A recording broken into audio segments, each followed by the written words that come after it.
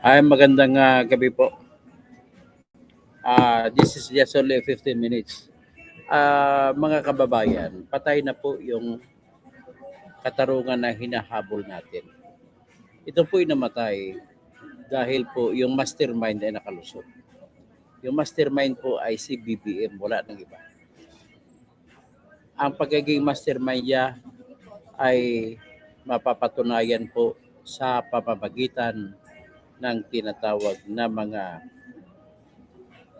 mali-maletang pera na binigay ni Saldico sa kanya.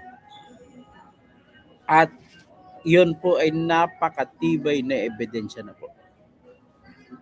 Binaliwala lang ng mga congressman na mga na busog ni BBM. So nakakahiya po. So ngayon, ang unang ginawa pagpatay, simple lang pong ginawa nila. Ang ginawa po nila ay nag-session nag-hearing kunwari sila. Pagkatapos, andun yung mga kakampi ng congressman. Bumuto sila lahat na ibasura ang impeachment laban kay BBM. Ngayon, nais ko lang babanggitin sa inyo ang batas. Paano ang proseso? Yung unang dalawang proseso na nakasulat sa House of Representatives Rules of Impeachment na pagsampa ng reklamong impeachment na ito po ay sinusuportahan ng verification ng nagreklamo. Nang ibig sabihin ay sumumpa ang nagreklamo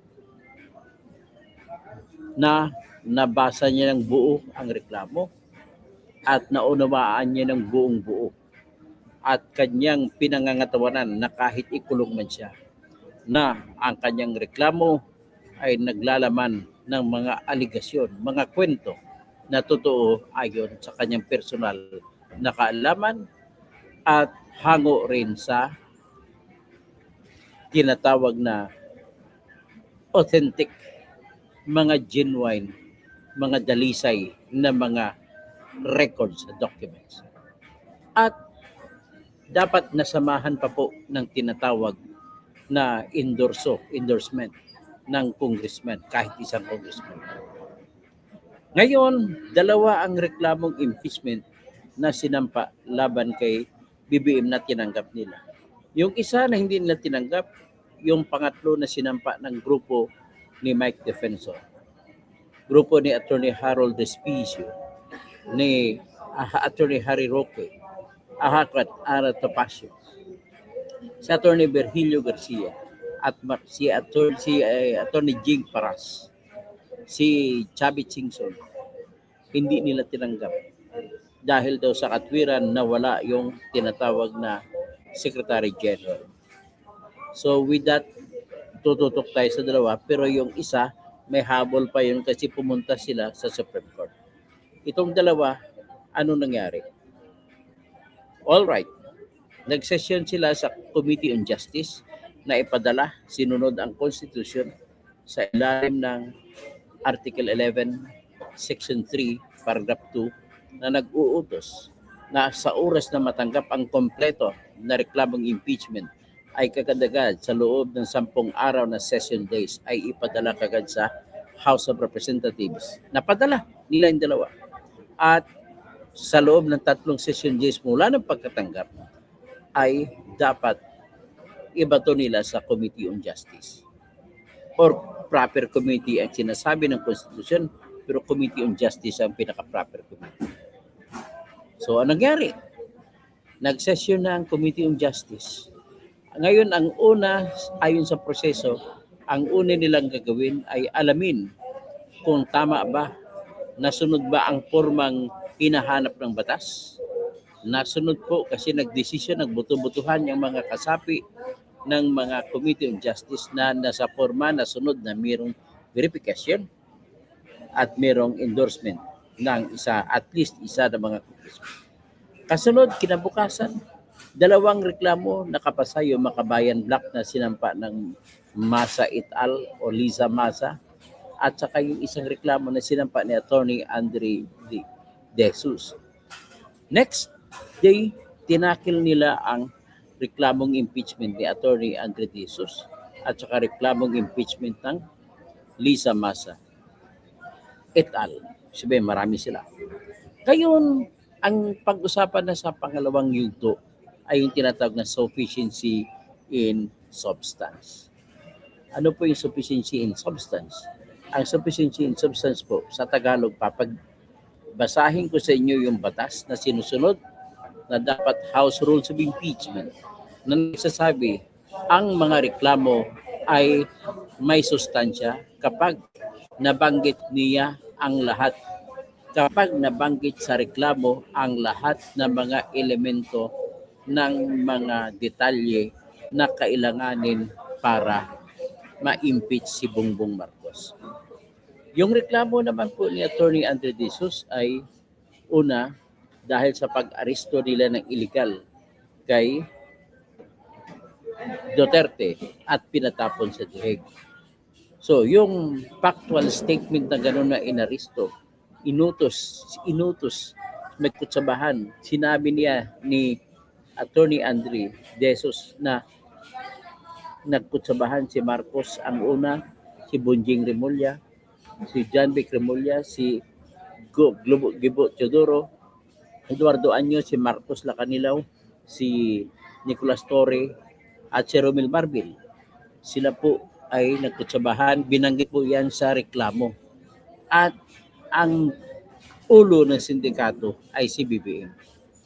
Alam naman nila, binanggit din na walang local na warrant of arrest at walang pagsunod sa sistema ng International Criminal Court kung paano gaganapin ang paghuli. Kailangan idaan sa lokal na korte at hindi nila idinaan, pinapunta nila sa dihig. At ginamit kuno nila ang Interpol at nakasaad din sa Interpol na hindi sila naghahangad na mag-aresto sa tao. Bangkos, kung arestuhin ng bansa na gusto mag-aresto, pero idaan pa rin sa korte natin. Hindi ginawa yan. So, ibig sabihin, eksakto, sapat ang kwento ng reklamo ng De Jesus complaint para sabihin kung totoo ang mga yon ay matatanggal na si BBM sa tinatawag na betrayal of public trust, sa culpable violation of the Constitution na walang due process. Yan, Section 1, Article 3 ng Constitution, yan po ang nilabag na Constitution. Ibig sabihin, sapat po ang reklamo. Hindi pinag-usapan kung may ebidensya o kung wala sa pangalawang yugto. Ang ebidensya kasi kakailanganin na sa pangatlong yugto. Pag magkaroon na sila tinatawag na evidentiary hearing o pagdidinig para sa mga ebidensya. So, ganon. Ang pangalawang reklamo naman ni Andre De Jesus ay yung unprogrammed funds na pagnanakaw ni BBM sa flood control project. Sapat po ang kwento, pero kinibit balikat lamang nila. At kailangan lamang, ibig sabihin hindi pa kailangan ng ebidensya, pangatlong yugto pa yun, at nag-uusap pa lamang tayo sa pangalawang yugto. Sapat po yung pagbanggit ng kwento kung paano nilabag ni Bongbong Marcos at siya ay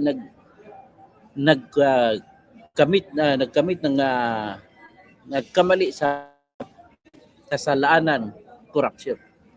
Na binulsa niya, siya ang utak ng blood control scandal. Sapat, hindi na pinag-usapan muna ang ebidensya. Pero anong nangyari? Binasura din nila. Next, sunod na akusasyon ni Andre De Jesus ay yung drug addict si Bongbong Marcos. At ang ebidensya na binabanggit ay hindi niya pagpatesting.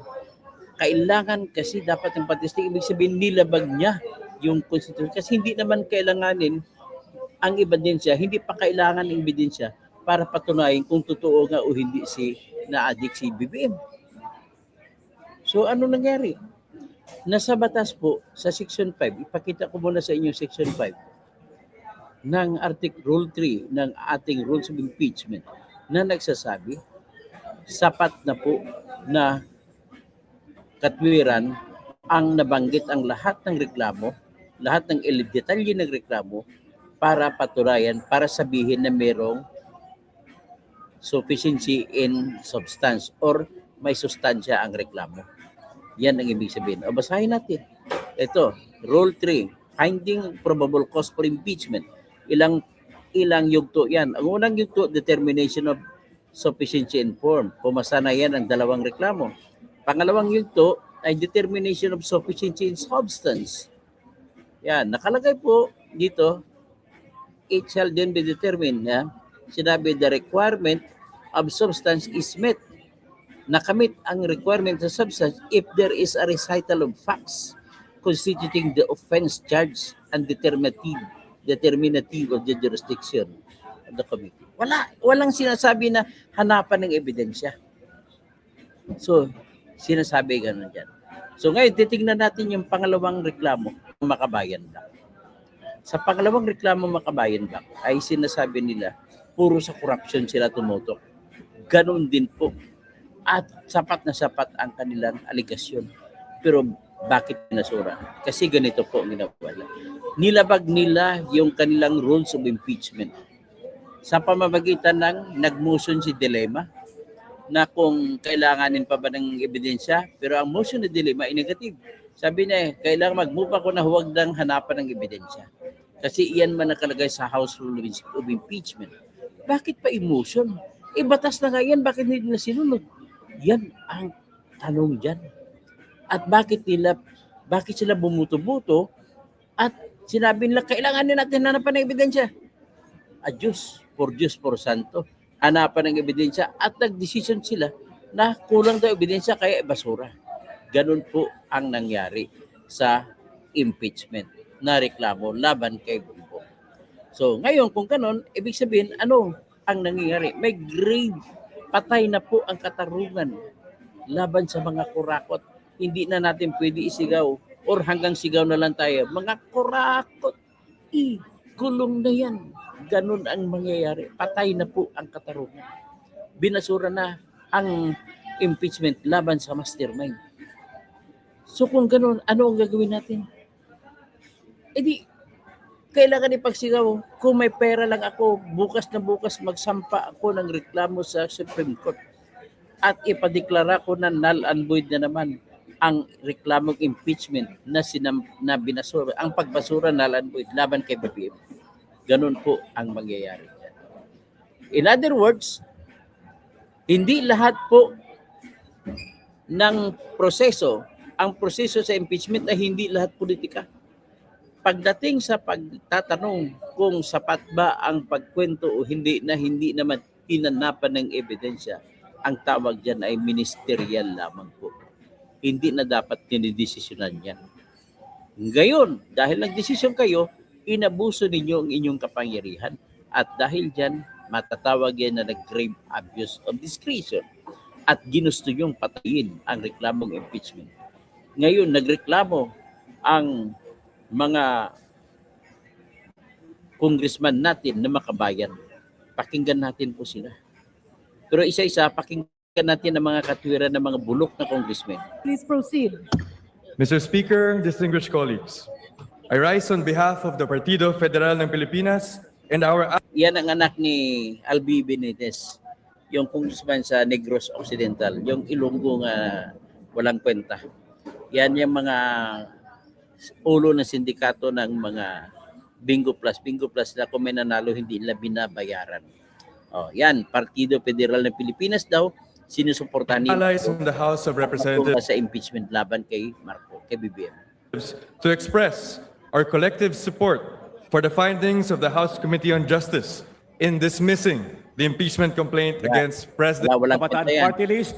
Pakinggan naman natin ngayon si Renico. Ito yung makabayan. Pakinggan natin si Attorney Renico. Alleged in the facts that constitute sabi, paragraph 11, Madam Speaker. Majority Leader. 2 impeachment complaints lodged against President Bongbong Marcos Jr. But Madam Speaker, I'd like to provide a snapshot of deliberations and how parts of the discussions were not thoroughly considered Si Attorney ko, kung paano and not binaboy. as reflected in the committee report. Madam Speaker, distinguished sponsor, paragraph 11 of the committee report reads, the Maza et al. Complaint fails to allege facts that would constitute abuse with respect to unprogrammed appropriations, the amounts of the same, the projects and implementing agencies, and recipient of the beneficiary of the alleged abuse of discretionary power. Wala raw pong recital of facts na nagsasabi na meron pong abuso sa paggamit ng unprogrammed appropriations. Pero po, Madam Speaker, nirehistro po ng endorser na to and miyembro ng committee na meron pong clear identification of 3 acts alleged in the facts that constitute abuse with respect to unprogrammed appropriations.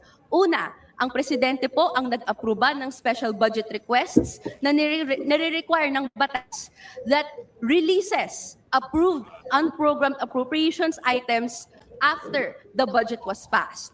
Clear din po ang recital na may 213.8 billion pesos na nirelease in unprogrammed appropriations of various fiscal years, of which 111 billion pesos po ang pumunta sa flood control projects that were tagged as anomalous. I can cite din po paragraph 20 to 25 ng Maza et al. Impeachment complaint, ang mga recital of facts na ito. These are alleged to be of the 3 acts constituting betrayal of public trust. Hindi po accurate ang committee report to say that there's no recital of facts constituting the offense. Gusto ko lang din pong i-correct. Meron din po nakalagay sa... So talagang in short, Justice. talagang binaboy ng gusto. Kaya wala tayong magagawa. Hanggang dyan lang muna tayo at magbablog naman ako mamaya.